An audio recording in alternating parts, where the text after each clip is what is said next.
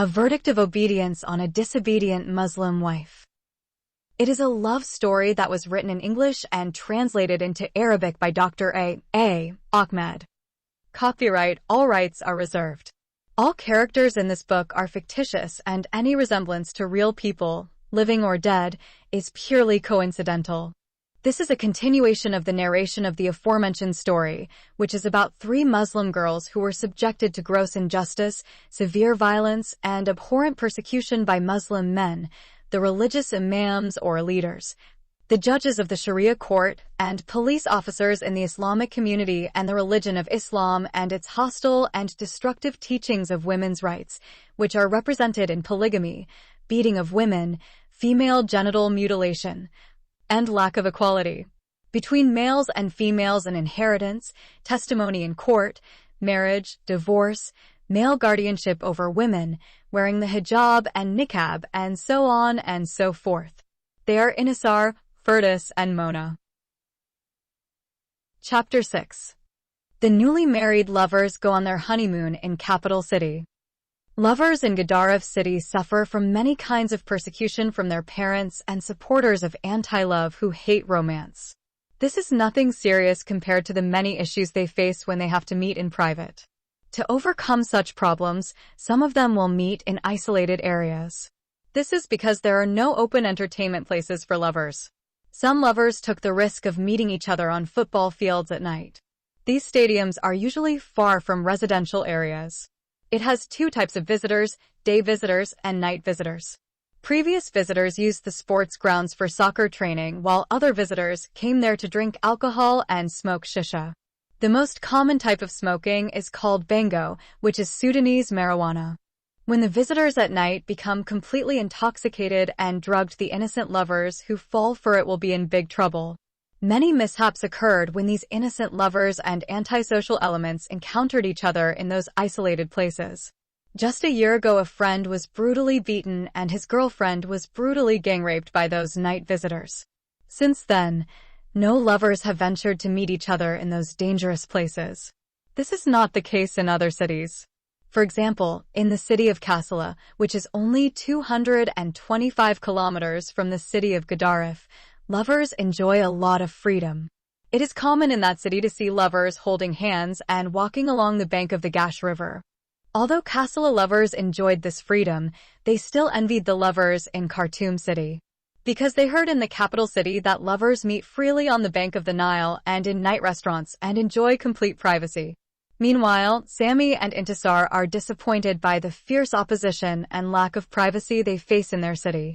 They long for an opportunity to get away from such unfavorable circumstances for a while. When Sami told Intisar about his father's strong opposition, she told him that if he listens to his father and leaves her, she will drink poison and kill herself. After learning that her mother is trying hard to convince her to leave him and accept Hassan as a life partner, Sami told Intisar that he will burn himself alive if she changes her mind and marries that selfish boy. These threats not only show how much they love each other, but also reveal their hidden fears. They have become victims of their circumstances. They find it difficult to change them. They admit to each other that things are getting more and more difficult by the day. They asked themselves many times what the solution is. When will they overcome their difficult circumstances and win? When will they unite in marriage? Who will stand by them and help them do this? Sami's father can only pick up the phone and call the police, and thus every plan for their marriage fails. Court marriage is not allowed in all of Sudan. No imam in any mosque would agree to perform their marriage contract without the consent of their families. How long will Mr. Osman Al-Tayyib remain silent? Sami knew that sooner or later his father would plan something to separate them. When Intisar informed her sister of her lover's father's refusal, Firdaus passed the news on to her mother. The mother told Intisar to forget about Sami. According to her mother, the father will not harm his son, and therefore whoever suffers is Intisar. The mother supported her argument by quoting the example of the madman Sador. The father did not harm his daughter, but took revenge on the school teacher, Mr. Sador. According to the mother, Intisar is digging her own grave. She separates the father from his son, and this is too much for a powerful and influential man like Mr. Osman Al-Tayyib. What is she in front of such a huge man? All the police power is in his hands. He can do whatever he likes with Intisar and her family, and no one will question him. In the midst of these unfavorable circumstances, the lovers Sammy and Intisar long for a time of privacy so that they can sit alone and plan carefully and quickly to escape from the expected danger. One day a phone call came from her older sister Frida. She asked her two sisters Intisar and Firdaus to come to Khartoum City to meet her at the international airport. Frida knew that her brother Osman was out of town. He went to visit his friend in Kassala City. Then suggested Intisar to Frida since they are girls, they need a man to accompany them to Khartoum and no one can be trusted but Sammy, because he is a good boy. Frida accepted her sister's proposal and agreed that they should travel with Sammy. At that time, Farida had received the letter from Sammy in which he asked Intisar to be his wife. Sammy was overjoyed when his girlfriend Intisar informed him of the news of traveling together to the capital city. So, 3 weeks after the day, the son had a serious discussion with his stubborn father. 3 passengers reserved their seats on the Taisir bus that leaves for Khartoum at 10 a.m. 2 of them are mistaken by the other passengers for newly married lovers. Every passenger in his heart wished for the newly married couple to occupy the 2 seats closest to him so that he could hear some sweet whisper or chirp of birds now and then and see how the happy lovers are enjoying each other. At 9:45 a.m. it is announced that passengers should take their seats. All the passengers got onto the bus except for the newly married lovers. They are so immersed in talking to each other that they almost forget their trip. So, the 3rd female passenger has to scream at the top of her lungs for the lovers to be brought from the land of their dreams. When the newly married lovers took their seats, the bus driver thought he is going to drive the happiest bride and groom in the world. Wherefore, he played a very beautiful song on his recorder. Each passenger understood that the beautiful song is being played especially for the lovely couple. The driver thought what a joy it would be if he had a bride as beautiful as the one on his coach as his 3rd wife. Unfortunately, the idea was distorted when he remembered the big quarrel he had had last night with his 2 wives. The wives quarreled among themselves at first, and when he intervened they showered him with very dirty words. Remembering their dirty words, the driver wondered if this beautiful bride in his coach would know or allow such dirty language to escape from her sweet lips. Before he could answer his question, the bus's assistant approached him and told him that they are already 10 minutes late. This is the problem with many of us as we judge people by their outward appearance. Now the reader has determined who the newlywed lovers are. So, for now let the opinion of the majority prevail. When the assistant reminded the driver of the delay, the bus immediately started the happy journey. The bus assistant came to check tickets. With much politeness and a big smile on his face, he leaned over the seats where Sammy and Intisar are comfortably seated and said, "Sir, may I have a look at your ticket and that of your beautiful bride as well?" Sammy was surprised to hear what the assistant said, but before he could correct it, Intisar squeezed his hand, indicating that he should let him move forward with his misunderstanding. When the assistant passed by her, she told her lover to let him spread the news of our marriage among the other passengers so that everyone would treat us as newlywed lovers. Then she closed her eyes and said in a dream to Sammy, "My dear groom, where do you want us to stay during the honeymoon?" Sammy said that the choice is yours, my dear bride. You have to choose between the Grand Hotel and the International Hilton Hotel. Really, Sammy? Yes, my life. I will take you sightseeing around the capital. What are the sights we will see in Khartoum? We will visit Hamad's floating restaurant, the Mogren between the 2 rivers, the Blue Nile and the White Nile, the Chinese Friendship Hall, the Blue Nile Cinema, the National Museum, the Zoo, the Ghost Room, and of course the University of Khartoum. Intisar, who had never seen any of these places or the capital city before, allowed Sammy to count them one by one on her fingers. When he finished, he looked at her face. He saw an angelic face in front of him. She looked at him with beautiful eyes intoxicated with love. Her cute lips are wet. Sammy felt that they are dripping honey. Therefore, he grabbed her shoulders and pulled her to him. Her face became close to his. She closed her eyes. Her lips moved as if she wanted to say something, but she couldn't. Sammy understood that she is neither sleeping nor dreaming, but drunk with the wine of love, thirsty for something that no one can satisfy but him. Then he put his hand on her cheek and brought her closer to him. Their faces are almost touching each other. His heart began to beat faster. He feels nothing around him but her body. Her breasts, cheeks, hands, shoulders, hair, lips, everything on his arms and hands. The Taisir bus is now closer to Khartoum than to Gaddarif. Newly married lovers have reached the pinnacle of enjoyment and happiness. Everything looks beautiful to them. Above them is the cloudy sky, behind which the sun's rays are hidden. At the same time, clouds send flying drops of light rain. On both sides of the long highway, green grass covers the ground. It is like a green carpet spread along the highway for the bride and groom to travel on. The bus flies like an airplane over the surrounding natural beauty. Intisar told Sammy, "I wish we could travel on this bus forever." "Yes," Sammy said "and I hope this bus will take us to a faraway place where we can be alone. A beautiful island where no one can reach us. I want nothing in this life except to be with you alone, my beautiful love." "Me too, Sammy, I love you so much. I just want to be with you all the days of my life. I believe God created us for each other. Love is wonderful. Life for me is meaningless without you." Then the groom took the hands of his beloved bride and looked into her eyes. He can see magic in her. Stare at her pretty face. He could see her face intoxicated with love.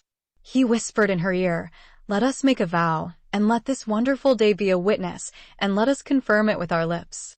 Let's say together, no power on earth or power in heaven can separate us from each other." So, Sammy and Intisar clenched their hands and looked at each other and said their eternal vow. They sealed it with their lips and blessed it with a long hug until they heard the bus attendant announce their arrival in Khartoum. When the bus stopped, all the passengers got off, except for the two newlywed lovers. It is only after the third partner reminds them that they've reached their final destination that Sammy and Intisar descend from their wonderful paradise of love to earth and the realities of everyday life. After seeing the couple for the last time and wishing them a happy married life, the passengers dispersed in different directions. The younger sister of the beautiful bride, who did not speak a word during the 5-hour journey, is not in a good mood. Her mood spoiled for some unknown reason. The bride and her groom tried to restore her mood, but they couldn't. In fact, the more they tried, the more angry she got. Finally, at her sister's suggestion, she is left alone to overcome her bad habit. Since Frida's flight is scheduled to arrive at 11:30 p.m., the three decide to find a small hotel near the international airport so they can rest for a while. With Sammy's guidance, they find a hotel next to the airport. They booked a double bedroom for Intisar and Firdaus and 2 single rooms for Sammy and Farida. All these arrangements were made in complete agreement between the three, but when it came to sightseeing there was a dispute. Since there are 7 hours before Frida's arrival, what is to be done to fill that long time? Firdaus suggested they stay at the hotel until it is time to go to the airport. Intisar said they should take a 2-hour break and then go sightseeing and from there to the international airport. But Sammy believes that not a single minute is wasted in the hotel, but that they should leave immediately for sightseeing. Since the first and third propositions are extremes, the middle ground between them is accepted finally. The sisters entered their room to rest for 2 hours and left Sammy alone in his room. It's a painful separation for the newly married lovers, but they overcome it by remembering those wonderful hours they spent together on the bus and looking forward to the wonderful honeymoon that is yet to come. Chapter 7. A wonderful honeymoon for 4 lovers. At 6 p.m., the visiting trio, Sammy, Intisar, and Firdaus, left the hotel and took a taxi to the Nile riverbank. Sammy, the group leader, suggested 2 places to visit. They should spend the first hour on the bank of the Nile, the rest of the time in the Mogren restaurant. As the sisters had never seen the capital city before, the proposal was accepted without dispute. In the meantime, Firdaus gradually began to get out of her bad mood and thus asked Sammy many questions that her sister deemed unnecessary. "Why are there so many lights in Khartoum city?" asked the naive girl. "Because Khartoum is the capital of Sudan, and therefore the government must take care of it. Sammy added that there are many foreign delegates, embassies, and senior officials in the government and ministries in the city. Why are there so many cars in Khartoum? Because there are many rich people in the city. Why do girls wear remarkably short dresses? Because they are more civilized than our girls in Gadaref City. In addition, the girls in the capital city are subject to the influence of Western culture.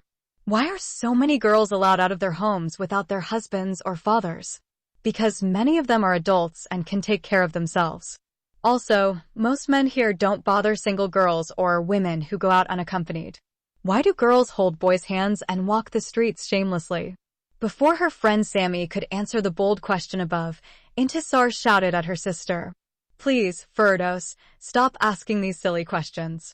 This kind of correction has always spoiled the temperamental girl's mood.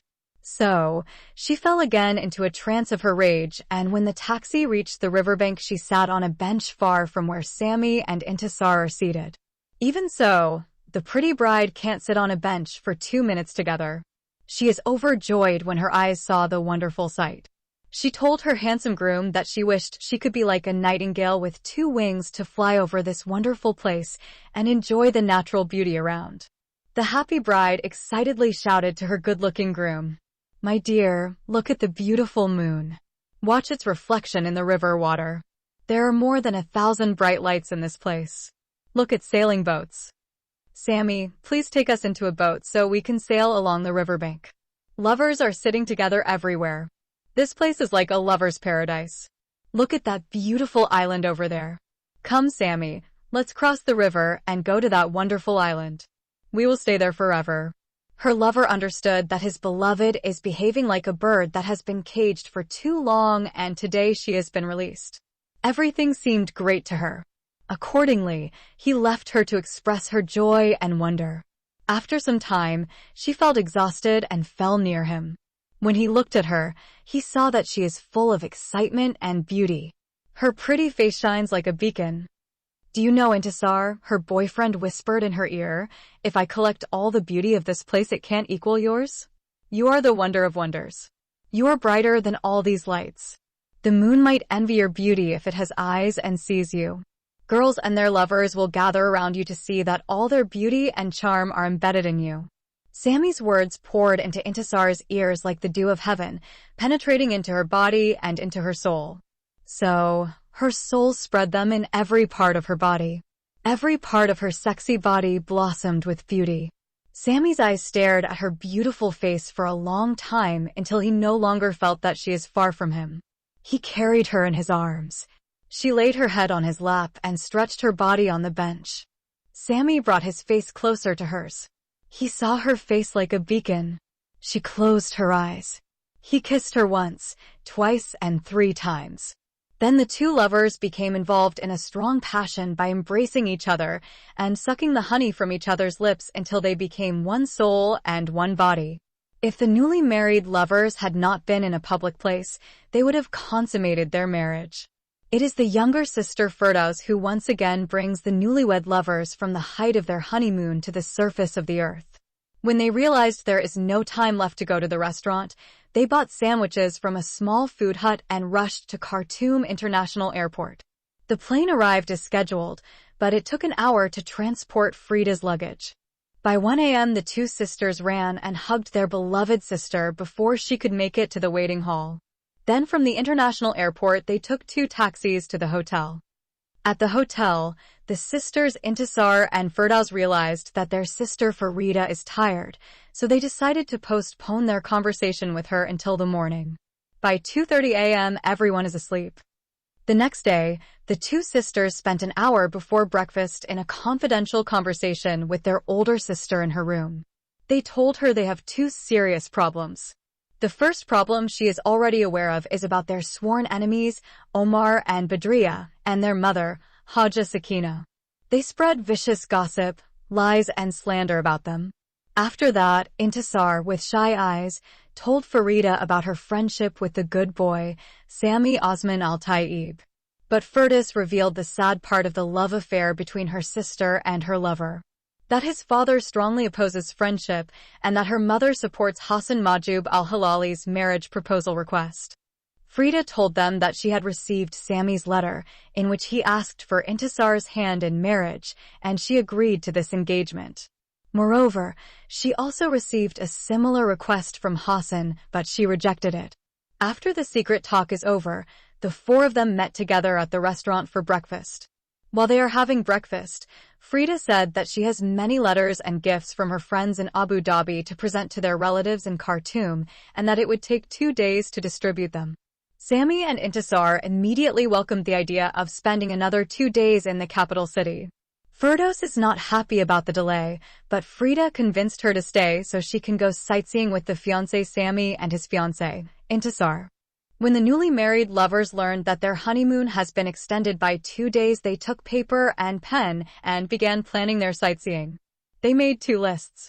Under the first list, they wrote the zoo, the National Museum, and the University of Khartoum during the day and Hamad's floating restaurant at night. The second list is very crowded because it included the Chinese Friendship Hall, Palace Garden, Youth and Children's Palace, Ghost Room by day, and Blue Nile Cinema and Hilton Hotel Restaurant by night. Sammy approved of the first list, but expressed doubts about the second list because it included 2 films that could not be watched in one day. After many jokes and pushing each other, the fiancé Sammy convinced his fiancée Intisar to drop the University of Khartoum from the first list and replace it with the Chinese Friendship Hall in the second list. When breakfast is over, Sammy, Intisar, and Firdos wished for Rita a happy day and left the hotel. They took a taxi to the zoo. The newly married lovers started their intimate love affair as soon as they got into the taxi. Their hands are holding each other, and their eyes are staring into each other's faces. They are very happy and full of energy and vitality. Temperamental girl Firdaus also looked at the new day in a good mood. In her heart, she also wished to have a loving friend like Sammy. She discovers for the first time that she has not yet experienced the true love that she sees between Sammy and Intisar. For a long time, she thought she was in love with the boy Zahir Talha and his friend Walid Hamza. She thought it was a good idea to remain faithful to the 2 boys, and one day one of them would marry her. But today she is beginning to see her folly. She realized she couldn't be in love with 2 people. She wants Habib to be like Sammy with his beloved Intisar, to love her with his entire being.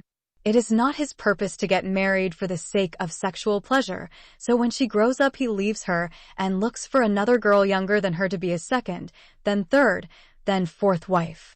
When she came to this conclusion, the taxi also arrived at the zoo. Sammy left the 2 sisters standing in front of the main entrance and went to buy tickets. After a while, he returned with another handsome young man. "This is my friend Salah Hassan Ahmed Salah," Sammy said with joy. The sisters responded by smiling at the newcomer. Sammy turned to his friend Salah and proudly said, "This is my girlfriend." The newcomer shouted Intisar before Sammy finished his introduction. "You're right, and this is her sister Firdaus." Then the fiancé smiled and said to his fiancée, "You must have become surprised that my friend knew your name even though he had never seen you before. That's because he's my best friend and roommate in the university barracks. In addition, he is also from the city of Gedaref." The new arrival said, "Believe me, Intisar. Never in my life have I seen someone love a girl as much as Sammy loves you. I'm so happy to see you 2 together, but I'm really mad at my friend for forgetting to invite his best friend to his wedding."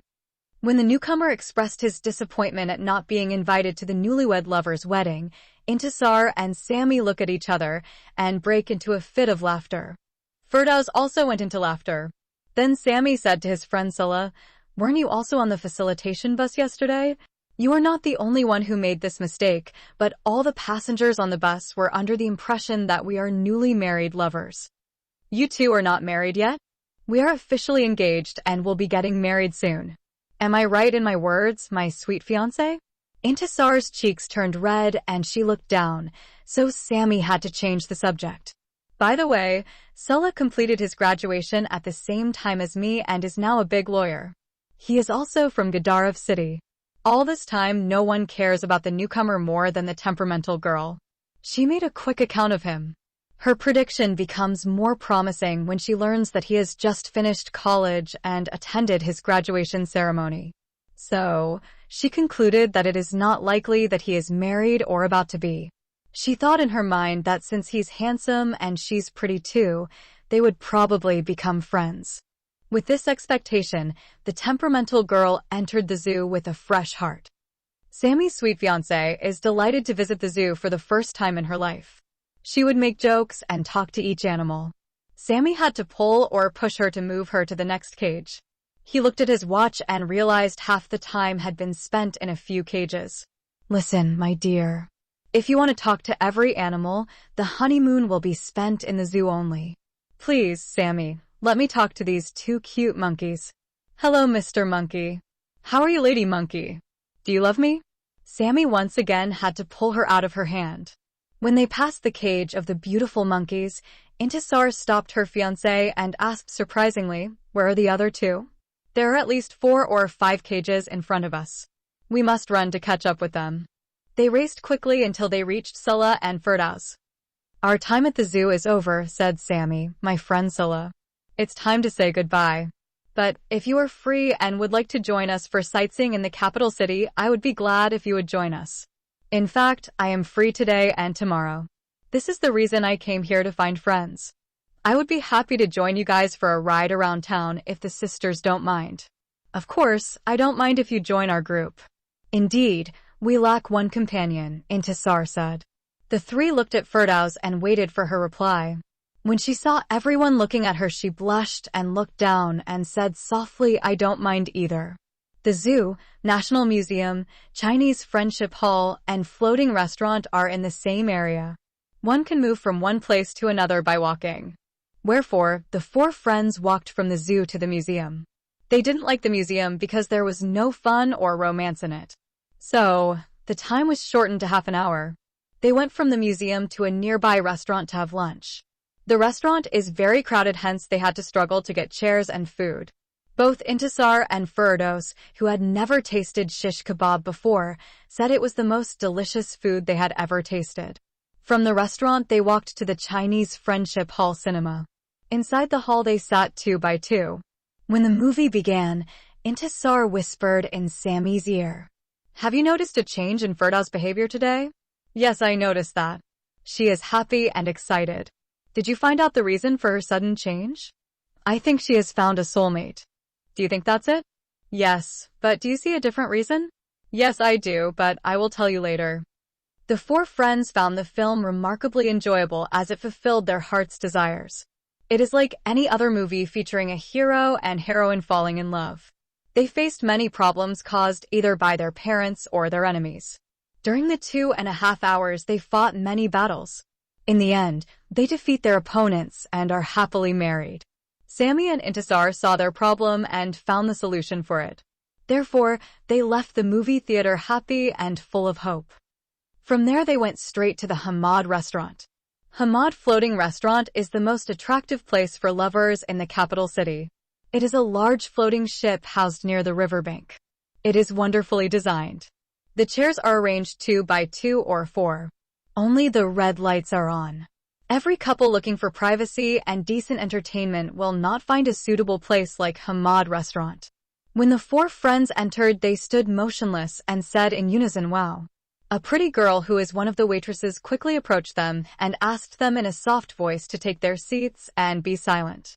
Sammy and Intisar occupied the first table they came across, while Scylla and Firdaus walked away with 4 tables and sat down.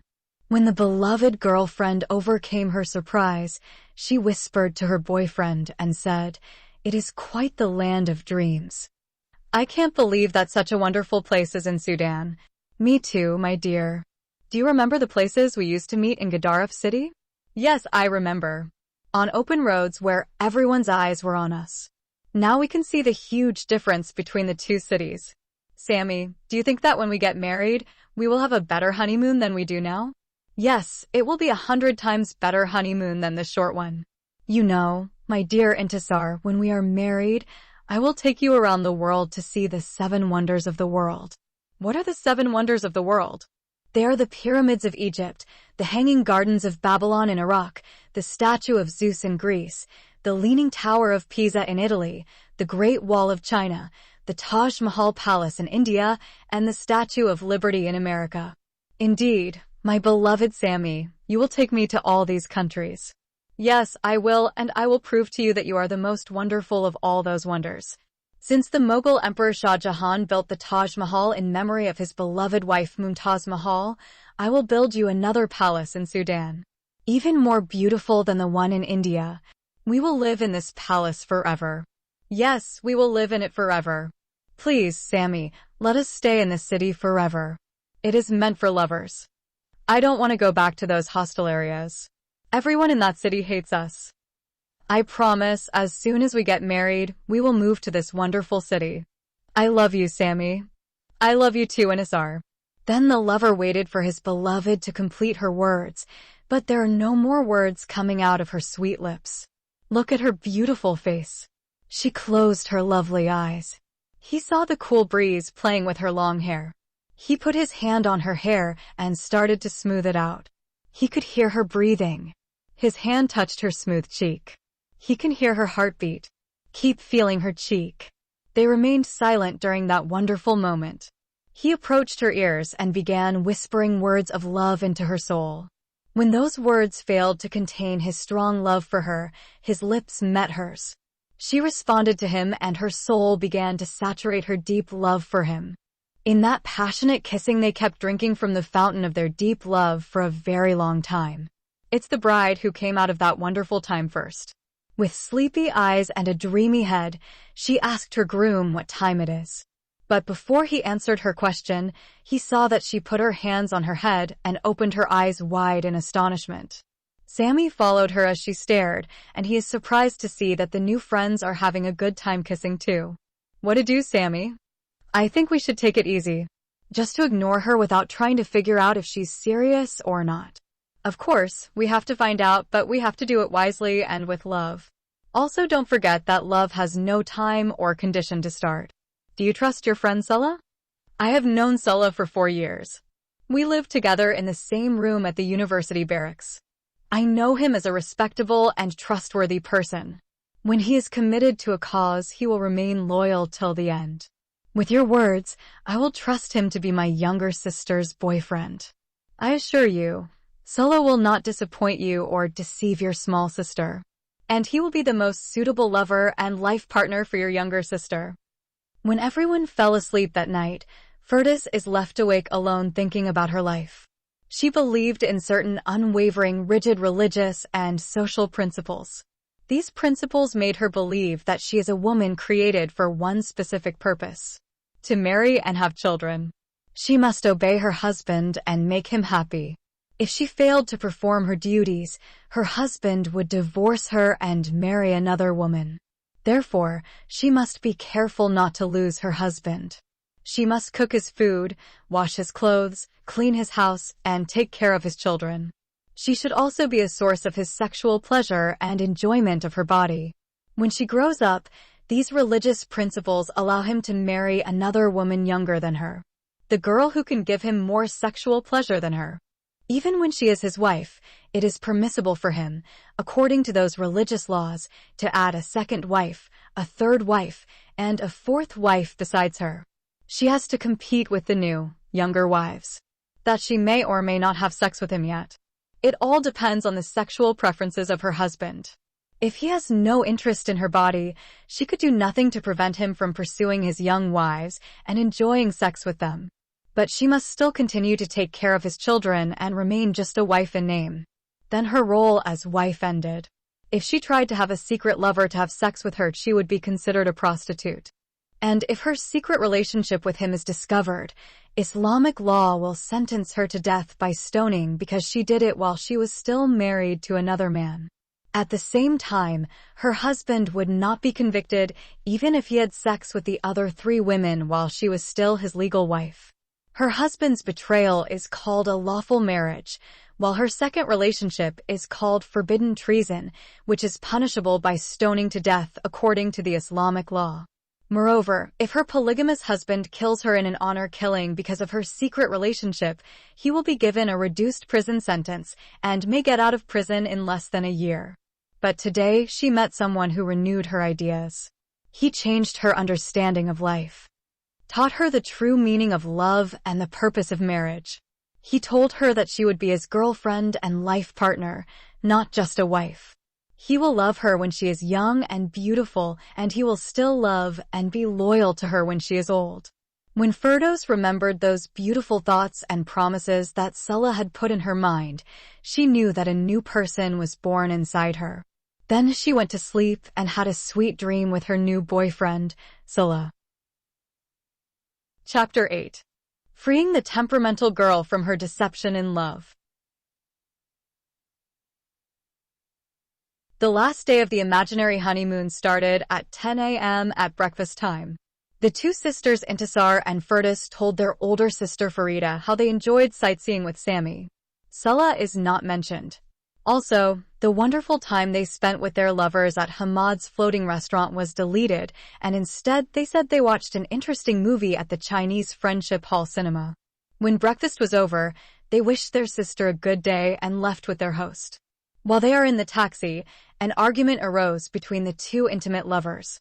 "Please, Sami, take us to the zoo again," Intisar asked her boyfriend. "Sorry, my dear. Our program is set for today. We have many places to visit. Please, dear, I want to see those two beautiful monkeys again." "I'm sorry, honey, I can't help you." When Intisar saw that Sami was determined to make his decision, she became upset. Her lover tried hard to please her, but could not. So, the newly married lovers have their first quarrel. When they got out of the taxi, she wasn't talking to him. To restore her good mood and remove her anger, Sami had to start the day with the two beautiful monkeys. Sulla is already waiting for them as planned in front of the zoo. When he saw them, he approached them with a big smile on his face. His hair is cut nicely. His shoes are shiny. He is wearing nice clothes. He looks like a happy groom who has come to welcome his beautiful bride. When he shook hands with them, a sweet fragrance of perfume spread from his new clothes. Sami said, laughing, "Not me and Intisar, but we will all be mistaken by people that we are newly married lovers." "You are an overly optimistic man," Sulla said happily. Then he quickly added, "I've made some arrangements for today. I booked movie tickets at the Blue Nile Cinema and booked 2 rooms for dinner at the Hilton International Hotel." Sami shouted, "Don't tell me that. Why did you spend so much money on us? It's still really little. My dear friends, you deserve more than I did. In fact, we do not know how to express our thanks to you, Sulla." In fact, these last beautiful words were said by the girl Sulla spent a lot of money on. So those most penetrating words poured down like the dew of heaven upon his happy heart. Intisar said, "Sami, your best friend Sulla is a very generous person. He is just like you in his generosity."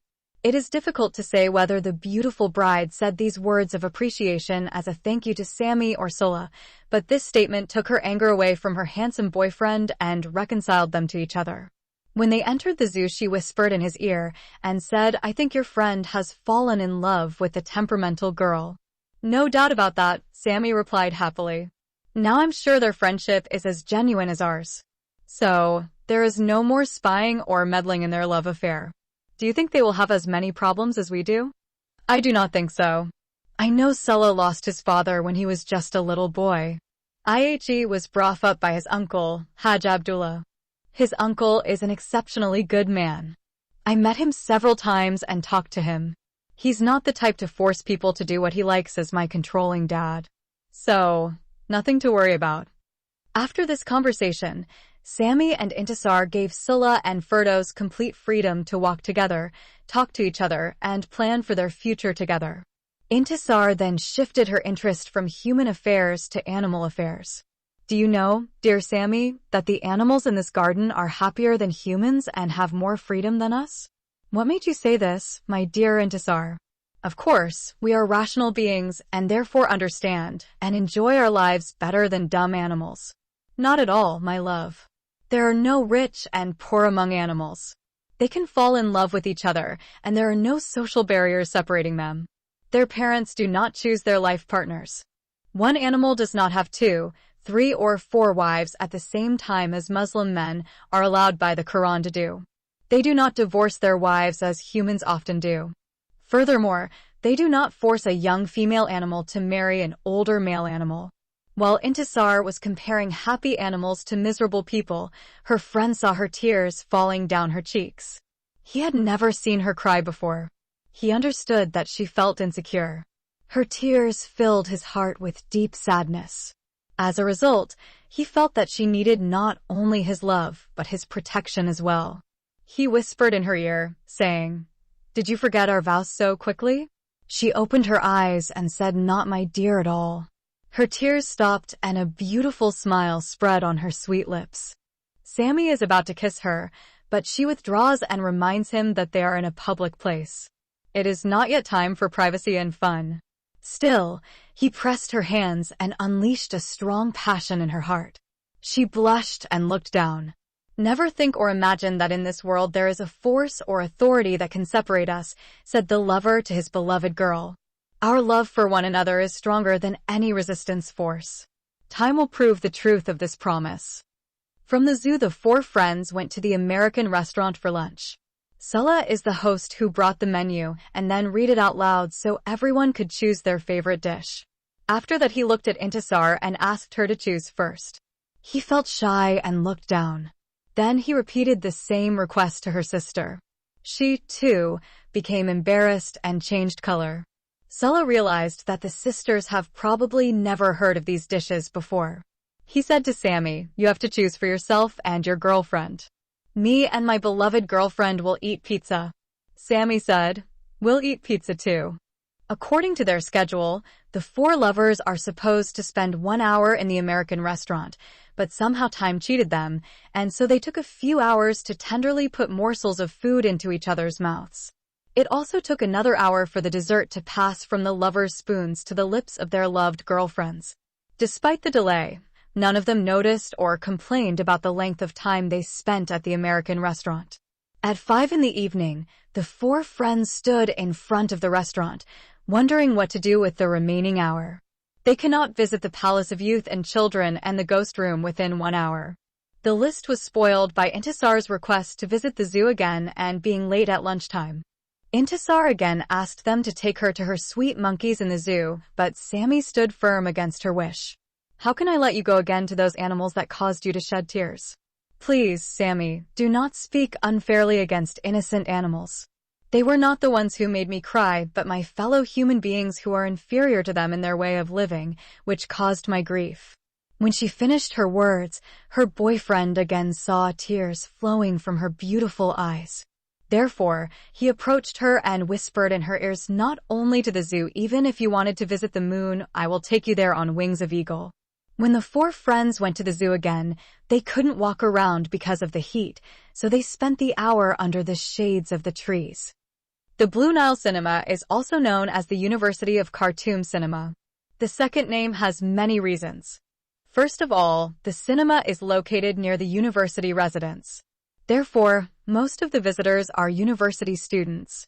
Secondly, it is difficult for the general public to understand most of the films shown there. Thirdly, ticket prices are high for ordinary people to afford. For Sammy and Sulla, the cinema is not a new place. They've been there several times. But that day was different because for the first time they walked down the hall with their beautiful girlfriends. So, they wished that the other students would see them walking hand in hand with their pretty girls. This wish comes true when they hear a voice calling Sulla's name. Sammy and Intisar continued walking while Sulla stopped with great pride, and his beautiful girlfriend Firdos automatically stopped with him. Then he turned back to see the friend he has seen at such a time. His girl also turned her face to see the friend. Unfortunately, he is Walid Hamza, who is one of her former 2 lovers. Sulla proudly told Walid, "Meet my new girlfriend, Firdos Ibrahim Mustafa Jaber." Then he turned to his beloved and said, "This is Walid Hamza, one of my best friends at the university." The temperamental girl has been caught in the act of cheating in love. She is confused. Her troubled mind started to form many thoughts to escape. Starting from that idea, the girl will wish that the earth would open up and swallow her, or that she was not born to face such a difficult moment, or that the ceiling would fall on her. When she realized that none of these illusions could happen, she had to face the difficult situation. So, She looked first at her former lover, then to her new lover, and said, "I know Walid Hamza. He is living near my house in the city of Gedaref." After that, she turned her face and walked out with her new lover, leaving behind the deceived lover standing like a statue. Every one of the four lovers enjoyed the fun of watching the interesting movie except for the moody girl. Her conscience continues to trouble her throughout the movie. She struggles with the question of how she could so easily walk out of the life of the person who loved her for so long. She had received many gifts from him. She knew very well that he loved her. He told her many times that he would fulfill her wish by taking her to Khartoum City to see the beautiful scenery. His wish was finally granted, but with another person who claimed to be her boyfriend as well. What shocking news for her second lover, Zahir Talha, when Walid tells him about her love for cheating boys. She is desperate to be able to cancel the flight back to Gedaref City. How does she show her face again to her former lovers, Walid and Zahir? How can she get out of this critical situation? Is she telling the truth to her new lover? What will Sulla think of her after she has already told him that she has no other lover? The film began and the film ended, but her disturbed conscience did not allow her to understand the content of the story. When the movie ended, Sulla is shocked to see his beautiful new girlfriend weeping, her tears falling down her smooth cheeks like a mid-autumn torrential rain. Sulla shouted, "What happened to you, my love? Why are you crying?" She couldn't answer his question, but continued crying. When her third boyfriend insists on knowing why, she promises to reveal an important secret about her life in the restaurant of the Hilton International Hotel. The last day in the capital city for the two sisters so far is not a particularly good day as they both shed hot tears. The last visit will determine whether it can be called a honeymoon or a sad trip. At 9 p.m., the four lovers took a taxi from the Blue Nile Cinema to the Hilton Hotel. It is a 20-minute drive away. The hotel's restaurant is located on the 20th floor. Intisar and Firdaus had never been in an elevator before. Accordingly, their wonders started from there. Each of them holds her lover's hand tightly, not out of affection, but out of fear. When the elevator reached the restaurant, all four friends got out. They are amazed at the splendor of the wonderful spectacle. Intisar is the first lover to show admiration. "What an amazing beauty!" exclaimed the beautiful bride happily. "Do you think heaven would be more wonderful than this place?" None of the three other lovers took notice of her amazing remark. They all stand like statues and stare out at the magnificent sight of the capital city at night. It is like Paris at night. They look through the windows at the illuminated city. They can see the Blue Nile and the White Nile coming together at the confluence of the Mogran and forming the mighty Nile River. From there, the Nile River begins its long journey to Egypt, which ends at the Mediterranean Sea. There they can also see the beautiful Tooty Island, the zoo, the Chinese Friendship Hall, Nile Street, a big bridge, the Hamad floating restaurant, and riverbank. They remembered the great times they had in those beautiful locations. They felt like birds flying over the city and seeing its amazing beauty at night. "Let's fly over the city and visit all those places we've been together," Intisar whispered with dazzling eyes and a musical voice. "We will fly forever. We will never come back to Earth. We will make the moon our love nests and the stars our romantic homes. We will be free forever." While Intisar spoke with her poetic verses, her lover saw her face shining with amazing beauty.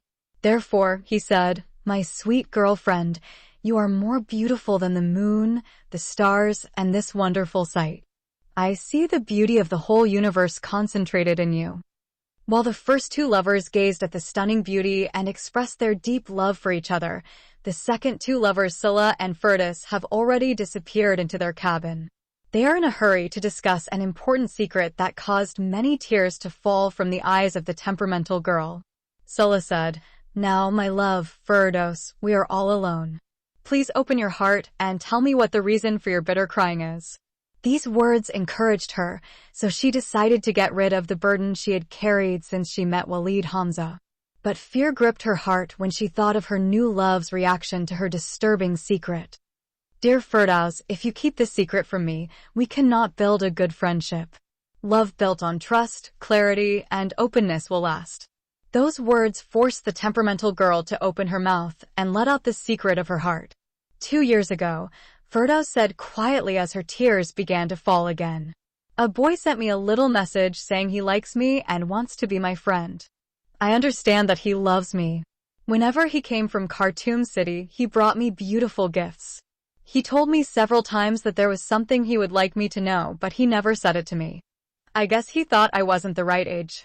How old were you when he sent you this love letter? Scylla asked. I was 13 years old. What do you think he will tell you when you reach the right age? He wants to marry me. But what made you cry at the cinema? Did you see something that caught you wrong in the movie? Yes, when I saw your friend Walid Hamza. He is Zahir Talha's friend. Who is Zahir? It's the boy I'm talking about. You mean your lover? He is not my boyfriend. What is he for you? I just like him as a cute boy. Why were you upset when you saw Walid? Because Walid also has the impression that I love him. Did he also tell you that he likes you? Yes, he texted me last year and told me he loves me. Did you reply to his love message? Not at all. But one of his sisters told me that her brother asked his parents to ask my mother for my hand in marriage. What did you say to her? I smiled and remained silent. Silence is acceptance in our Islamic culture, Scylla said. When her lover asks the girl if she loves him and if she remains silent, it means that she loves him, but she is shy to admit it. Likewise, if a Muslim girl is asked if she is satisfied with marrying a specific boy and does not refuse and remains silent about that, she agrees to marry him. Not at all, the temperamental girl cried angrily. I did not say I want to marry Walid Hamza. This means that you made no commitment when his sister told you what her brother told his parents. Not at all, but I accepted his gifts. You made him believe like you did with Zahir that you are in love with him too. The temperamental girl remained silent. Her third lover realized that she has confessed her infidelity to those two boys. In other words, he concluded, she is playing dirty games with boys. She loves to take cute gifts from boys and pretend she likes them when she doesn't. Also, now you made me think that you're in love with me. When Scylla spoke these words, Firdaus felt that the ground she is sitting on has been suddenly removed, and she fell from a high cliff into an ocean of darkness. So, she started crying for help. Bitter, Scylla's heart is affected by her crying. He understood that her conscience is bothering her. He put his hand on her shoulder and started comforting her. I'm so sorry, honey, if I hurt your feelings. I didn't mean to be harsh on you. I still love you. His tender touches and words of love made her stop crying, but tears continued to fall from her beautiful eyes onto her smooth cheeks. While she is still crying, she raised her head and said, Believe it or not, Scylla, yesterday, before I met you, I decided to end my friendship with Zahir and Walid. When I saw the way Sammy and Intisar loved each other, I realized that my feelings for these two boys were not real in nature. It's just a fleeting feeling. So, I decided to look for someone who I can love with all my heart. When I saw you yesterday, I felt that you were the person I was looking for. Wherefore, I immediately responded to your love. I know your love for me is real, said Scylla. But Firdaus, let's see a way out of Zahir and Walid's problems. Whatever you want me to do to convince them I'm not in love with them, I will do. That's an incredibly good talk. This is what you must do. Once you return to Gedaref City, you must write to them and explain your feelings towards them. Also, don't forget to tell them that you love me. I promise I will as soon as I get home tomorrow. When the temperamental girl promised her true lover, Scylla, she felt great relief from the heavy burden she carried in her heart ever since she saw Walid Hamza. Then she felt that Scylla's hand began to remove the traces of tears of repentance. In fact, he not only wiped away the tears, but also brought healing to her troubled conscience. Then his lips began kissing hers with a strong sigh. Meanwhile, the other two intimate lovers are still in the trance of their deep love. Oh, Sammy said Intisar after she drank from the wine of love, I am serious. Let's fly over the city. I am full of love tonight. I know my love for you will keep me from falling. Let's visit those wonderful places where we poured our love. My beloved Intisar, make this unique night a witness to my words. My love for you will be forever. It's the blood that runs in my veins.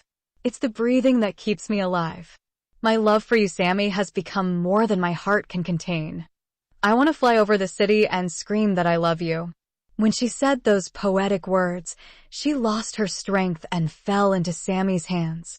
Her lover took her in his arms and entered their cabin. Help her sit on his lap. When he looked into her beautiful eyes, he realized that she is neither unconscious nor asleep, but rather drunk on the wine of their true love. Her beautiful eyes looked at him and her lips uttered words he could not understand. Her face sparkles with beauty. Her eyes shine with innocence. Her sweet lips dripped with honey. He took her in his arms and started kissing her. She answered him and started kissing him too. He felt her tongue slide between his lips. He started sucking honey from it. During this love rapture, the two lovers kept kissing each other until they climaxed. Perhaps they might have sex and become one body and soul if Sulla and Firdaus have not come and knocked on the door of their small private room and separated their bodies from each other. Chapter 9. Conspiracy against the lovers.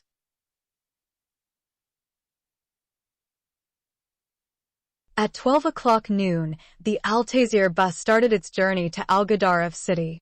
Many unfavorable changes occurred on the return trip. As soon as the bus started, the driver played a sad song. It talked about a lover who left his beloved and fell in love with another girl. The song is naturally rejected by the four friends, especially the temperamental girl. Besides that, the bus attendant is very rude in dealing with the passengers. He had unnecessary disputes with the three of them. When he came to Intisar, he addressed her as a lady and madam. In addition to all this, the lovers are separated in their seats. The two sisters are sitting together. Their friends took 2 seats behind them, while Frida sat in front of her sisters.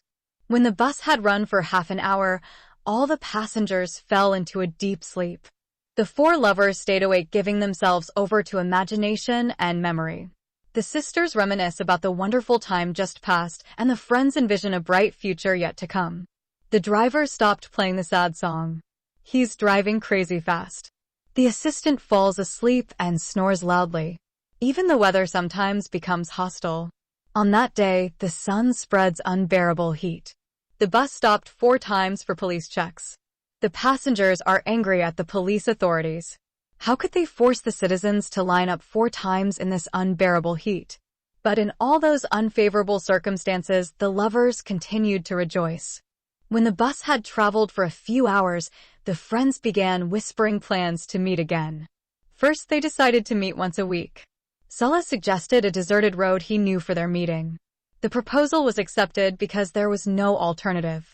Besides that, they planned other ways to keep in touch. Sammy invites Intisar, Farida, and Firdaus to see a movie. He will also call his friend Sulla to watch the same movie. Girlfriends should ask their sister Frida to call their boyfriends to her birthday party at home. Sulla then has to pretend that he is touched by the generosity of Frida and Sammy and thus invites them all to lunch at his home. During these gatherings, Farida and their mother Sarah must be informed of the new love relationship between Sulla and Firdaus, and they are officially engaged. Then the question of when the 4 lovers should be united in marriage is answered. They agreed that their marriage dates should not be in the distant future. Meanwhile, Intisar's mother was at home full of joy when she was informed that her beloved daughter, Frida, had arrived safely.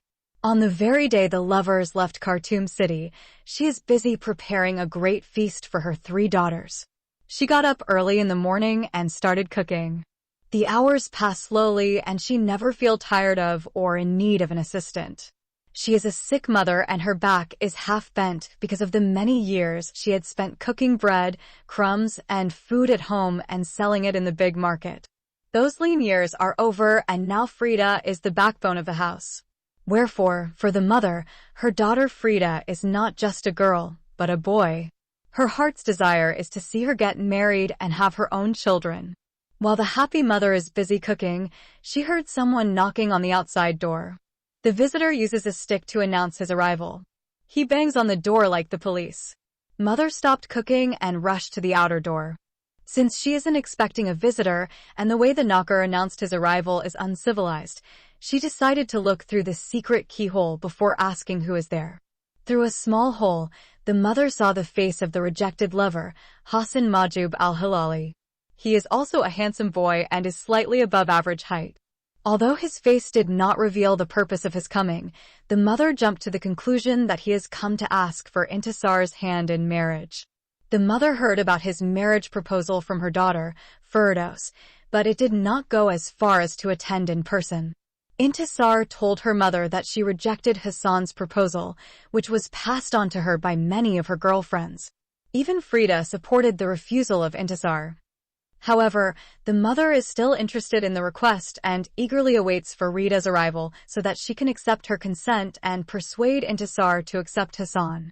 In order to achieve this end, the mother hopes that the boy will wait until she settles the matter with her daughters first. But since he has come himself, she decided to tell him what is in her heart and ask him to leave before her daughters came. She opened the door and said, "Come, my dear son." If Satan has appeared in his horns in his head before her eyes, the mother would not have been disturbed in her mind and afraid in her heart when she saw Omar Ibrahim Mustafa Jaber standing next to Hassan. He is the son of her late husband's first wife. Therefore, she is her enemy and the rival wife.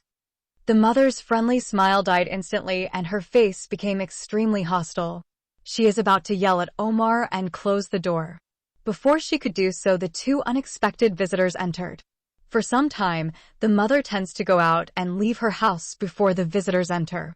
The mother unintentionally followed her visitors inside the house. When the two visitors sat down, the mother looked at Omar and said angrily, "Why did you come here? Am I not allowed to come to my late father's house? This is not your father's house. It's my daughter's home. Listen, woman. I didn't come here to argue with you about the property. I came to talk to you about my sisters. Yesterday they were your enemies and bad girls, but today they are your sisters. They are my sisters yesterday, they are my sisters today, and I am always their brother and guardian. Are you the guardian of my daughters? Yes, I am their legal guardian. You evil criminal have become the legal guardian of my good daughters." After these words, the mother looked at Hassan and said, "If this useless boy told you that he is the guardian of my daughters, then he has laughed at you and deceived you. Listen, woman. I did not come here to prove to you that Intisar is my sister and I am her guardian. The law has given me this right. Listen carefully to what I'm going to tell you, Hassan. If you have come to ask for the hand of Intisar in marriage, do not think of bringing this useless boy here, as you will force her to marry you. If there is ever anyone who can convince Intisar to marry you, it is Frida. She is her older sister and guardian." Frida, guardian of Intisar. A woman is a guardian over a woman. Where did you learn this new law? Omar said sarcastically. "I swear by God, the dignity of my father, and the honor of my daughters, if you ever open your filthy mouth again and speak to me about Intisar, I will strike you with my shoe. Didn't I tell you, Hassan, that talking to this woman is a waste of time? Get out of here before I scream and call the neighbors for you." Omar got up from the chair and said angrily, "I am going, but before I leave, I want you, woman, to know that Intisar, Farida, and Firdaus are my sisters, and I am their guardian. They have no guardian over their heads but me. My brother Osman is still underage and younger than me, and has no legal authority over my three sisters Frida, Intisar, Firdaus, and my third sister Badriya. I am the only big man recognized by law as the guardian of my four sisters. And if you want to know what I mean by that, ask Hassan, and he will tell you what we did yesterday in the mosque." Before the mother could know what he meant by his last statement, Omar left the room, headed towards the outer door, and left. "What did you do in the mosque?" The mother cried on Hassan's face. "He married me to Intisar as my legal wife." When Omar broke into the house and demanded, by force of Islamic law, Intisar as the halal Muslim wife of Hassan Majub al-Halali, the whispers of the four lovers are interrupted by the violent shaking.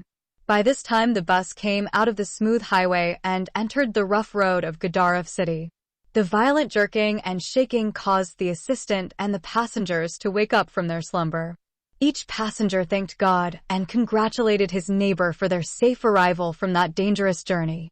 When the bus reached its final destination, the assistant quarreled again with four other passengers, including Intisar. This time the fights were caused by the way he threw their bags off the bus as if they were trash of a garbage container. With grim faces, the passengers took their bags and left.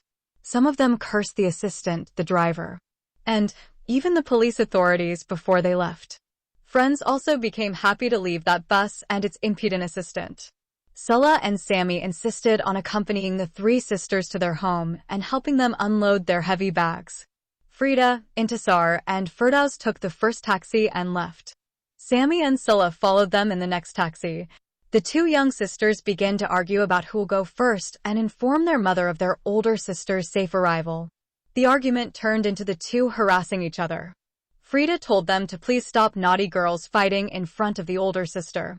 Give me a coin and I'll settle your dispute. Let's see who will be chosen. Here's the coin, said the younger sister, Firdaus. Unfortunately, the taxi arrived home before Frida could cast lots. The two sisters opened the cabin doors and rushed towards their front door.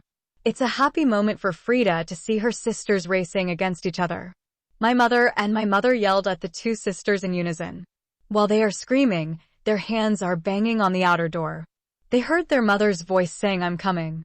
Then she opened the door wide and ran to her eldest daughter, hugged her, and began to cry loudly.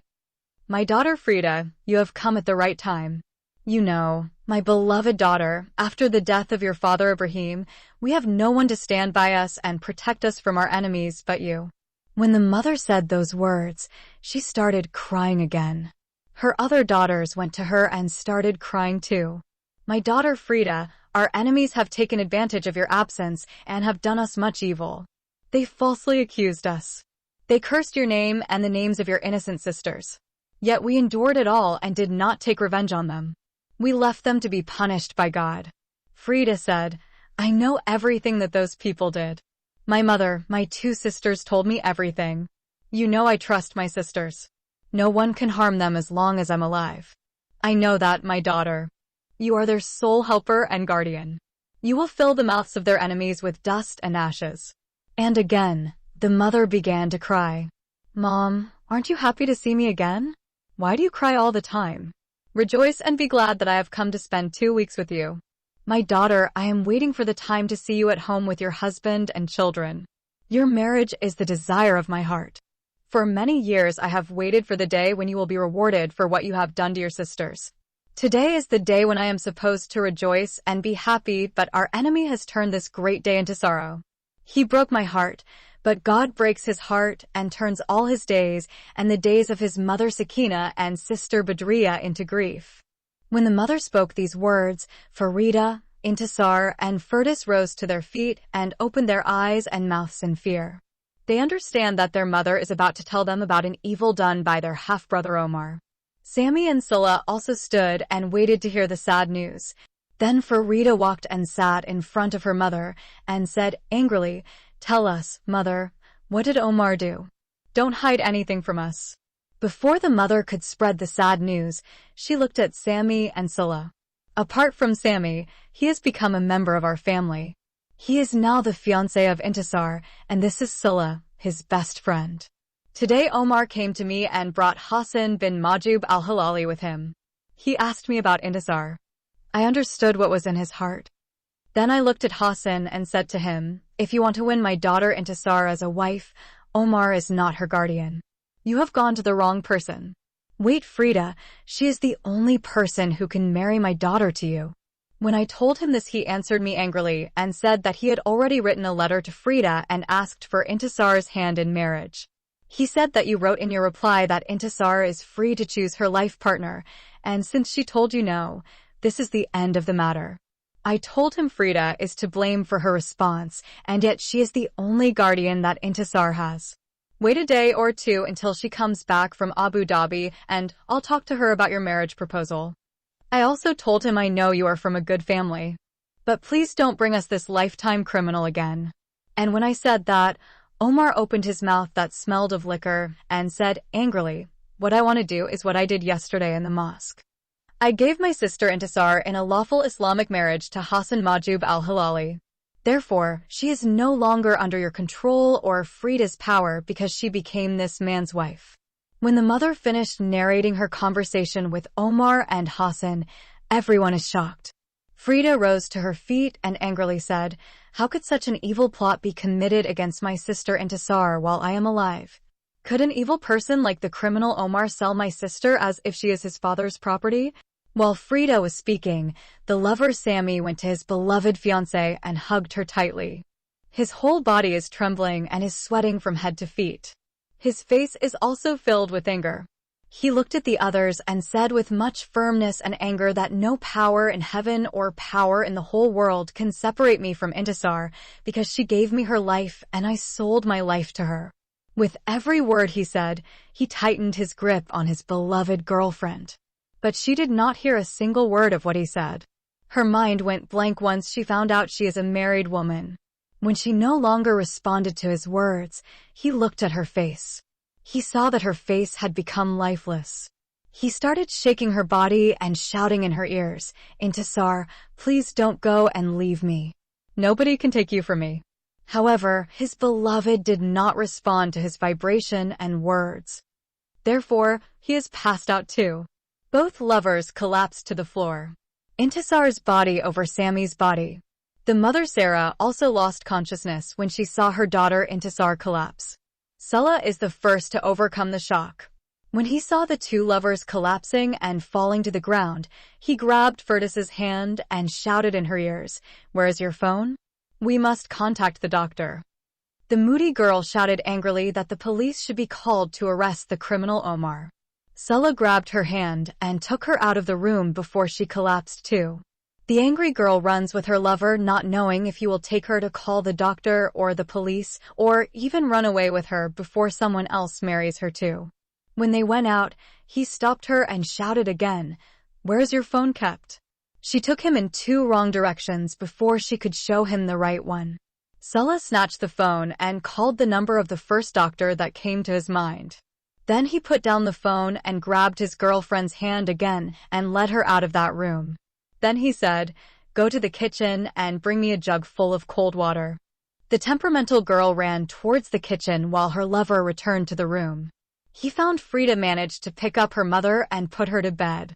Help her take the two unconscious bodies of the lovers and put them together on the other bed. His girlfriend came and brought a large jug of water. She handed it to her boyfriend.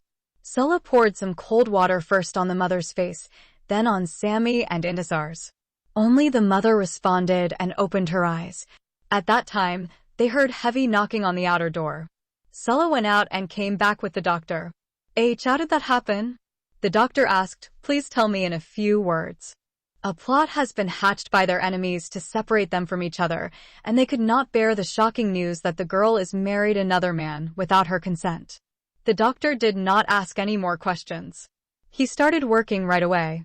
10 minutes later, Sammy responded to the treatment, but his girlfriend remained unconscious. In the other 15 minutes, Intisar opened her eyes but could not recognize anyone.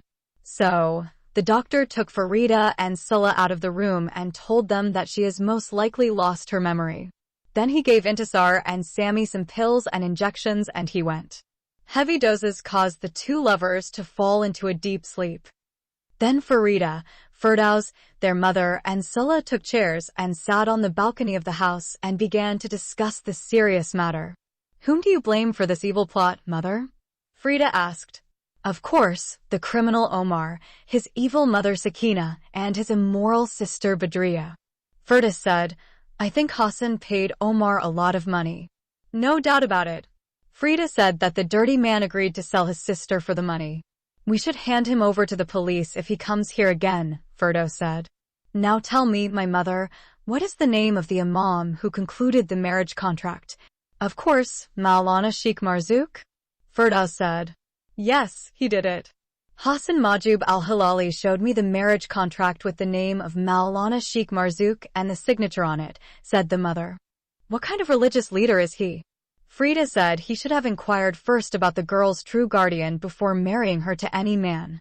Hassan said that he had convinced the Imam Maulana Sheikh Marzouk that he had sent you his marriage proposal for Intisar.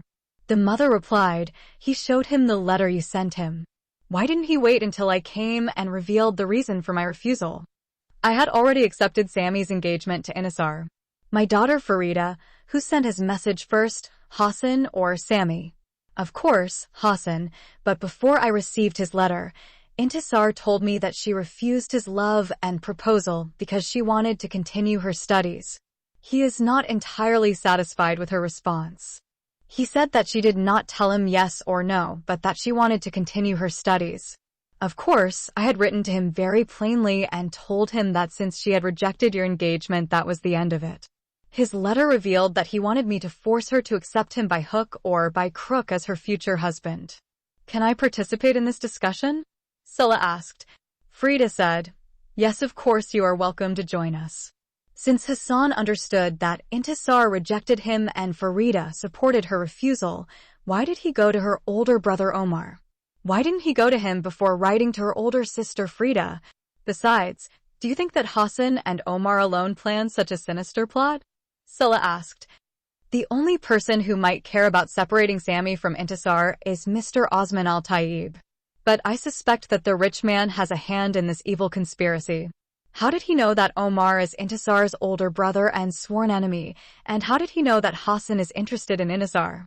And what about Maulana Sheikh Marzouk? Of course, Frida said. He should be blamed not as a conspirator, but as a foolish religious leader.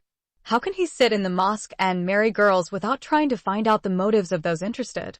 Tomorrow I will go and reveal to him the motive behind the evil plot. Then I will ask him to annul the marriage contract between Intisar and Hassan. I don't think Maulana would be willing to cancel the marriage contract because he is interested in marrying Sammy to his daughter Samia, Ferdo said. How did you know that? Frida asked. Sammy told Intisar that his parents are interested in him marrying the Imam's daughter. His mother had already spoken to Maulana's wife and both of them showed interest in marriage. How did you know that Maulana knew about Sammy and Intisar's friendship? I'm not so sure. Anyway, I will ask Sammy to come with me. He can tell Maulana that Intisar and he are in love. He had previously asked for her hand in marriage and her family accepted his proposal. What will you do if the Imam refuses to annul the marriage contract? Scylla asked. When Frida heard such a possibility, her face changed and became angry again. I will go to Hassan and his father and mother and tell them that Intisar is not a slave girl for Omar to sell and Hassan to buy. She has the absolute right to choose her life partner, and since she rejected Hassan's love and engagement, he did not have the right to force her to marry him.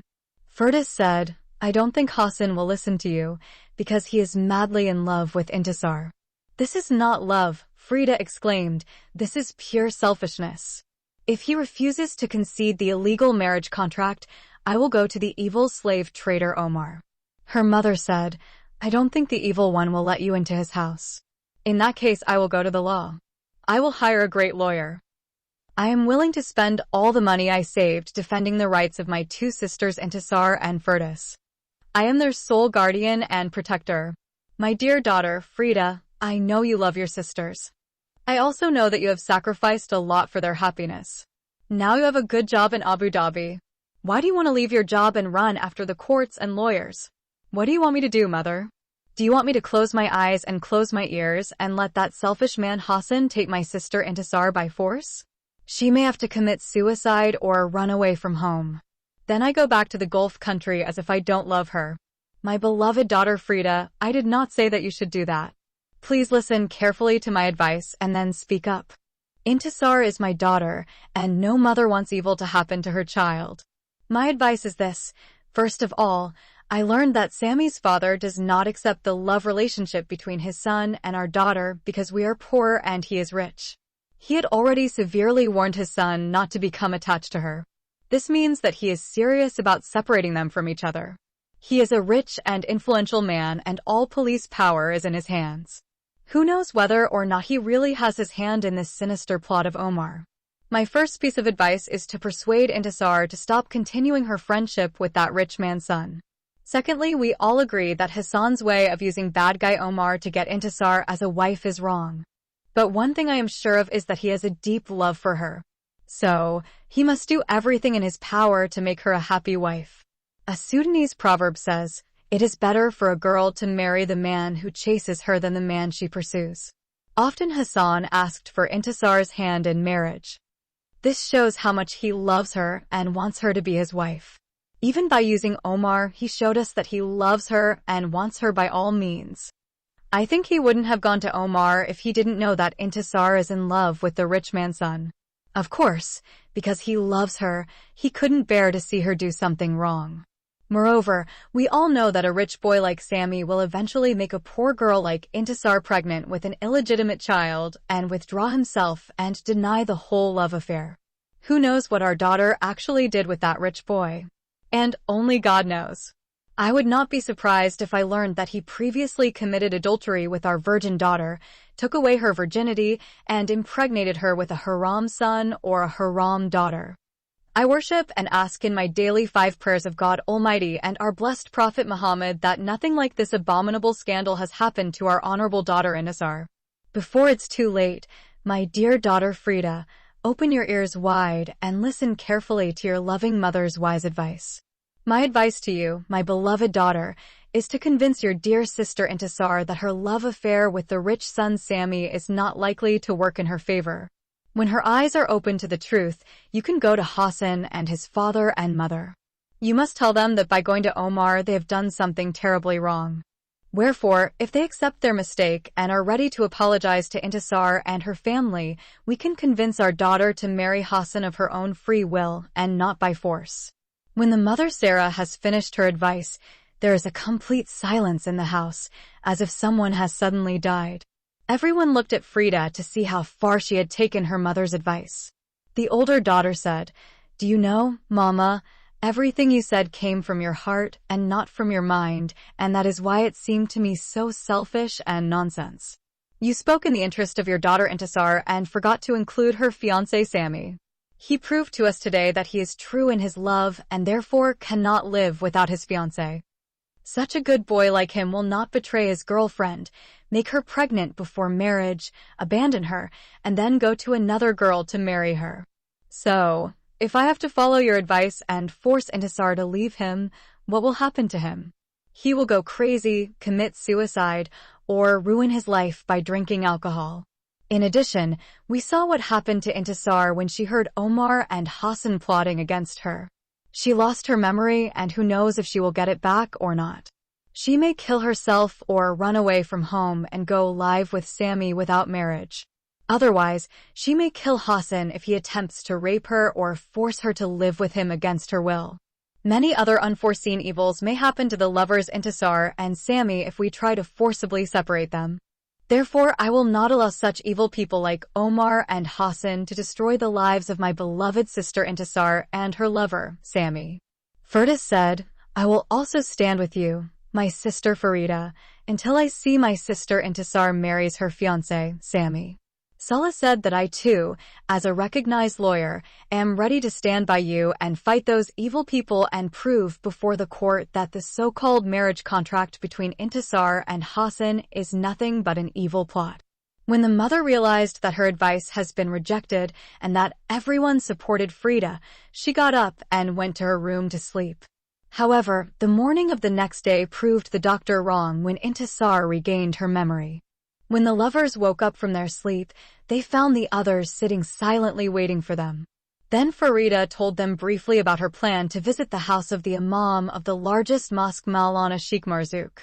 The fiancé Sammy appreciated Frida's attitude and assured her that he would never allow such a vicious plot to separate him from his fiancée, Intisar. After breakfast, Farida and Sammy decided to implement their plan. So, the 4 addresses of Maulana al-Fadil, the imam of the largest mosque in the city, were written on a piece of paper, and then the search began for the Mazoon who performed the marriage contract of Hassan and Intisar. Chapter 10. Visiting the holy abode of the imam of the Grand Mosque. The virtuous Maulana Sheikh Marzouk owns 4 residential addresses because he has 4 Muslim wives and 4 separate residences. Each wife has her own home, children, servants, pets, and other property. Therefore, to find the religious leader of his unexpected visitors is down to their luck. If they are lucky enough, they will find him at the first randomly chosen address. If they fail to find him at his first address, they will have to try their luck again. Whatever their problem, they must never dream of being the first wife they speak. With her, she will advise them where to locate her husband. It would not be due to lack of knowledge, but jealousy and gross hatred between the 4 rival wives would prevent her from doing so. Before they left the house, Frida and Sammy prepared all the necessary papers that may need to convince the religious leader that he had either been deceived by Omar and Hassan or conspired with them. They decided not to allow him to refute their argument by quoting religious texts such as the verses of the Holy Quran or the hadiths of the Prophet Muhammad. Every verse or hadith that contradicts logic or attempts to prove the validity of an illegal marriage contract must be rejected. Moreover, they agreed that they should be brief and ask Maulana that he should be likewise. They know from experience that religious leaders talk a lot but gain nothing from their listeners. They are just like whitewashed tombs that look beautiful on the outside, but on the inside are full of dead people's bones and everything unclean. They also complete the proverb, much cry and a little wool. At 10 o'clock in the morning, Farida and Sammy stood in front of the first home of their religious leader, who had married Hassan to Intisar. They knocked on the door once and waited, but no one answered. They knocked on the door the second time, and they did not answer their knock either. They tried the third time. When there is no response the third time, they decide to leave. They walked a few steps and suddenly they heard a man's voice calling them back. They understood that the caller was behind the door and had heard them knocking previously, but wanted to test their religious commitment. When he was completely satisfied that they would not disobey the religious advice of the Prophet not to knock on the door more than 3 times, he answered, "Who's there at the door?" "We are 2 visitors who came to see our virtuous Maulana, Sheikh Marzouk." She answered one of the visitors in a sweet female voice. "May I know your name, address, and the purpose of your visit?" "My name is Farida Ibrahim Mustafa Jaber. I live in Hillat al-Maidan, house number 277, Cemetery Road. The purpose of our visit is to discuss a serious matter with our virtuous Imam regarding my sister Intisar. I don't know the name or the address." Can the other visitor reveal his identity? "I am Sami Osman Al-Taib. I live in Al-Nasser area, villa number 449, a quiet residential area on Businessman Street. The name and address are known to me, but I am sorry to disappoint you because blessed Maulana Sheikh Marzouk is not at home at present. Can you please try his other 3 lodgings? Can you tell us where the blessed Imam will be at present?" No answer. The 2 pursuers have been forced to try their luck again. In the second house, Farida and Sammy received the same questioning and disappointment, except for different closing words. It is expected that the blessed Maulana Sheikh Marzouk will come tonight to the house of wife number 2 and will remain here until tomorrow evening. Will you come tomorrow morning, please? Frida said that our matter is very urgent and therefore we cannot wait one more day. In this case, try the other residences of our blessed Imam. Once again, Frida and Sammy picked up a random address. Fortunately, in the third house they received a positive response. After the interrogation, the guard said, "Please wait until I get the permission of our blessed sheikh." The 2 visitors waited another 10 minutes before the door finally opened. According to Sammy's watch, it's 5 p.m. accordingly, 7 long hours spent on searching for the virtuous polygamist man, the Imam, Sheikh Marzouk. Then the servant directed the visitors to the room where the blessed man is. As they entered, they saw His Eminence Maulana al-Mubarak sitting comfortably in an armchair with the Holy Quran open before him. The religious leader is deeply engrossed in reading the Muslim holy book. At first the visitors hesitated to bother the blessed man. His long beard, large turban, and white robe revealed his inner holiness and righteousness. But their urgent matter cannot wait until Maulana has finished reading from cover to cover the entire Holy Quran. "Peace be upon you, our blessed Imam," said the 2 visitors in unison. They repeated this phrase 3 times before Maulana said, "Peace, mercy, and blessings of God be upon you." Then he closed his copy of the Quran and took out his prayer beads and told them to sit down. "Are you Sammy, the son of the righteous man, Mr. Osman Al-Taib?" Maulana said happily. "Yes, me. Your father is a good man. Never miss a day of weekly Friday prayers. He is a great blessing for our city. He built the largest mosque in our city, the women's ward in the civil hospital, the girls' high school, the religious library, and the charity house for poor children and orphans." Suddenly, One of the visitors interrupted the praise of the blessed Imam. Sammy said, "Excuse me, sir, I know all these things. I would be glad if you don't mention them to me again. I know, my son, that only Satan praises himself, but that your father's good deeds sometimes compel us to speak of them before others. If we have 10 good men like your father, our city would be a perfect place or utopia. I would be extremely glad if you would stop talking about my father and listen to our problem. I am at your service, my blessed son. Tell me what your problem is." Before the two visitors began to recount their tragedy, they heard a sweet female voice saying, "Dad, may I bring a juice drink for your guests?" "Yes, you can, my blessed daughter. Bring cold drinks. Today we have a great visitor." In general, women are not allowed to enter the men's section of any Muslim house, but on that day the restriction is relaxed because of the great visitor, Sammy. Every Muslim house is divided into a section for men and a section for women. They are like public washrooms for ladies and gents. There is between the two sections a high wall of separator. Woe to the man who dares to enter the forbidden section of the women's quarters. He will be killed on the spot, and his blood will be on his shoulders. In no uncertain terms, he is not allowed to view those women who are treated like totem animals. Only close relatives such as a husband, father, or brother can enter the hemmed section of women. Anyway, that day came a young teenage girl with a tray full of lemonade bottles in her hands. She is a pretty young woman, but overweight. She appears to the guests to be a shy and boring girl. Sammy guessed she is the girl his father was talking about. He quickly compared her to his beloved fiancée. He saw so many differences between the two girls. Intisar is bold, intelligent, and 100 times more beautiful than the Imam's daughter, Samia. When the girl served drinks, her father asked her to greet the guests. She only shook hands with the VIP male visitor and thus breached other religious restrictions. According to Islam, a woman may not touch the hand of a stranger. Moreover, the virtuous girl on that day does not cover her entire body with the abaya, veil, or niqab, which is what the Imam's daughter usually must do. She wears a short dress and a very transparent sari and veil. Therefore, the important male visitor has seen her face, her legs, her thighs, hips, and her large buttocks, which is another grave Islamic violation. She willfully ignored Frida as if she isn't a female like herself. Maulana Al-Fadil proudly said, "This is my blessed daughter, Samia Marzouk." The two visitors are silent. "I think your father may have talked to you about her marriage proposal to you." "Yes, he did, but I am sorry to say that I have already chosen another girl as my future life partner." Sammy's direct response felt like a hammer on Maulana's head and like a poisonous dagger in his daughter's heart. The daughter at once ran out of the room to hide her tears. Perhaps Sammy would not have spoken so harshly if yesterday's incident had not happened.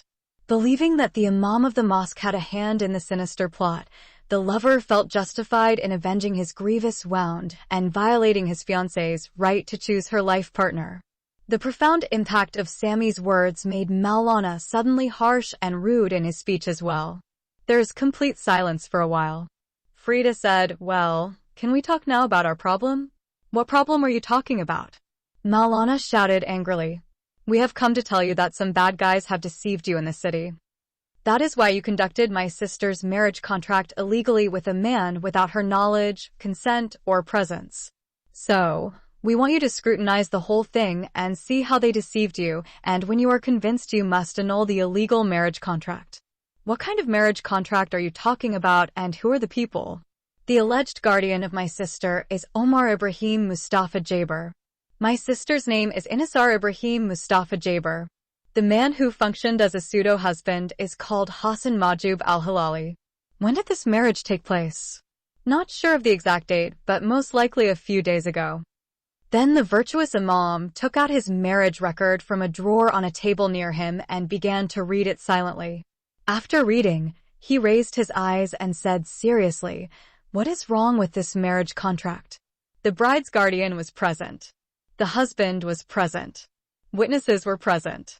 Their names, addresses, and signatures were taken by me as a recognized Mazun who conducted the halal Islamic marriage. "Who is the girl's guardian?" Frida asked. "Her elder brother, Mr. Omar Ibrahim Mustafa Jaber." He was her guardian because she lost her father 10 years ago. He showed me his father's death certificate. I got a copy. That villain is not her guardian, but her sworn enemy. My mother Sarah and I are her only guardians. Listen, woman, if you have any enmity with your brother, it is none of my business. I can't go to every house and see if there is a quarrel between brothers and sisters. If you can prove to me that Omar is not the girl's older brother, or that her father is still alive and of sound mind, I will annul the marriage contract on the grounds of deceit. If the girl Intisar comes herself to you and tells you that Omar is her sworn enemy, will you be satisfied? May I ask a personal question? Yes, you can. How can you describe a man who brought a good husband like Hassan Majib al-Halali to your sister as her sworn enemy? Marriage is a personal matter, and therefore my sister has the absolute right to choose the person she wishes to marry. Besides, I am Intisar's older sister, and I am her sole guardian. A woman is guardian for another woman.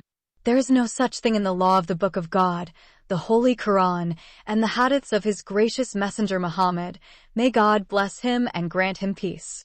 According to the Shafi and Maliki schools of Sharia, which derived directly from the Holy Quran and the blessed Sunnah of our infallible Prophet, a woman is completely incompetent to enter into a marriage contract herself or for another woman, even though her guardian must authorize her to do that. A father or guardian brother can contract the marriage of his virgin daughter or his virgin sister without asking her consent, whatever her age. I strongly protest and reject such an unfair legal law. How can God's law force a girl to marry someone she doesn't love, and that too without her knowledge or prior consent? Frida exclaimed, "Are you a university graduate, a communist, an atheist, or a feminist? That is why you are protesting against the law of God and his noble messenger?" asked the Imam. Yes, I am a university graduate and I am proud of that. In this case, I'm sorry. I can't do anything to help you. If you have any complaint against the legality of the marriage contract, you are free to go to the Sharia court. What do you mean by the marriage contract? Sammy shouted. By the marriage contract, I mean that the guardian or whoever acts on behalf of the bride announces her marriage to the groom. This announcement is called the offering, and the groom announces that he is taking her as his wife. This declaration is called acceptance, and a certain dowry is paid by the bridegroom. If the girl does not accept the marriage, will you continue to call it a legal marriage? Sammy shouted again. I have married hundreds of girls to men in the city, but I had not asked any of them whether they accept the marriage contract or not. I hadn't even seen any of those brides. Do you believe this sinister plot is legal Islamic marriage? Sammy shouted in the face of the blessed Imam. What do you mean by plot? Maulana shouted. I mean the evil plot that you have gathered evil people in your hands to prevent me from marrying my fiancée Intisar. Sami Osman al-Taib Maulana cried aloud like a scary ghoul or an angry ogre. How dare you call a good man like me a conspirator? Meanwhile, all the neighbors of the 4 houses nearby heard his screams and started to look through their fences as they looked at the big fight. You are a conspirator, and you wanted to separate me from my beloved and fiancé, Intisar, in the hope that I would marry your daughter, Samia. But let her know your daughter and her mother, and you are too. Neither you nor any power in heaven or power in the entire world can take Intisar from me or stop us from marrying. When the religious guide felt that he has been humiliated, challenged, and abused by Sammy, and that his hope for his daughter's marriage to a rich son he lost could no longer be tolerated, his body began to shiver and sweat, and his eyes turned red. So, he shouted angrily while his mouth foamed. If you marry that girl Intisar, then I am not the righteous religious leader and virtuous imam of the largest mosque in the city. Not only will I marry her, but I will prove to all the people in the city that you are a conspirator and a fraud. And you are a vile old man and a selfish, evil religious leader. The blessed Imam felt Sammy's words like a big hammer hitting his head and a poisoned dagger hitting his wounded heart. He had never been called out with such insults before. Therefore, he opened his vile mouth and revealed another sinister plot. And let me add to your information another report that I not only performed the marriage of Intisar with Hassan, but also with the same guardian and witnesses, and on the same day I held the marriage of her sister Firdos Ibrahim Mustafa Jaber with your father, Mr. Osman al-Taib. Now go to any Sharia court or secular authority in this country and let them annul the 2 lawful marriage contracts I performed into in the largest mosque in the city of Gedaref. I tell you in advance that no authority in heaven and no power on earth can annul Hassan's marriage to Intisar or your father's marriage to Firdaus." When the despicable imam exposed the second evil scheme of the other conspirators, Frida could not control her righteous anger any longer. She stood up and ran towards Maulana and spit on his face and slapped his head and kicked his record of the 2 marriages and the book of the Holy Quran into the air. His white turban came out of his large head, revealing his bald head. And now he appeared to his visitors and neighbors as a dangerous criminal and not a righteous imam of the largest mosque. Then Frida jumped on him, grabbed his throat, and began to squeeze his neck. She needed a few minutes to turn him into a dead corpse. But Sammy caught her hands just in the nick of time and pulled them out of Maulana's throat. With great difficulty, he managed somehow to drag her out of the room and to the outer door. Then he convinced her to deal with the matter first through the law. After that, the 2 angry visitors walked out of the imam's house, leaving behind their furious religious leader, his 3rd wife, Salama, and his rejected daughter, Samia, shouting in loud voices many nasty insults, obscene curses, and grave life threats.